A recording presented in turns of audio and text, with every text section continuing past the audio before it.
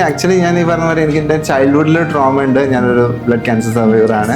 അപ്പോൾ ഞാൻ ഭയങ്കര വീടിൻ്റെ ഉള്ളിൽ തന്നെ അടങ്ങി ഒതുങ്ങി ജീവിച്ച ഒരാളാണ്. അപ്പോൾ എനിക്ക് ഈ പറയുന്ന പോലെ ഒരു കുറച്ചും കൂടി റിസർവ്ഡ് ആയിട്ടുള്ള ഒരാളായിരുന്നു. മറ്റുള്ളവരെ ഫേസ് ചെയ്യാൻ, സംസാരിക്കാനൊക്കെ ഭയങ്കര ഷൈ ആയിട്ടുള്ള പേഴ്സൺ ആയിരുന്നു. അപ്പോൾ അത് ആക്ച്വലി ആ ഒരു ബുള്ളിങ് എൻ്റെ സ്കൂളിൽ, കോളേജ് കാലഘട്ടങ്ങളിലൊക്കെ ഉണ്ടായിട്ടുണ്ട്. ഞാനിതിനെ ഫേസ് ചെയ്തത് എപ്പോഴും പറയാറുണ്ട്, ഇതേപോലുള്ള അവസരങ്ങളും കിട്ടുമ്പോൾ, ഒരു ക്രൗഡിനെ ഫേസ് ചെയ്ത് സംസാരിക്കാൻ നമുക്കൊരു ഓപ്പർച്യൂണിറ്റി കിട്ടുമ്പോൾ അത് യൂട്ടിലൈസ് ചെയ്യുക. പിന്നെ അതേപോലെ തന്നെ ഫിനാൻഷ്യലി ഉള്ള ക്രൈസിസും നമുക്ക് എല്ലാവർക്കും ഉണ്ടാവും. അപ്പോൾ ഈ ഫിനാൻഷ്യലി ആണെന്നുണ്ടെങ്കിലും ഒരു ഡിസീസ് കാരണം ഉണ്ടാകുന്ന അസുഖത്തിനേക്കാളൊക്കെ ഏറ്റവും വലിയ തകർച്ചയായിട്ട് ഞാൻ കാണുന്നത് ഒരാളെ സ്നേഹിച്ച് വഞ്ചിക്കുക എന്നുള്ള ഒരു തകർച്ച.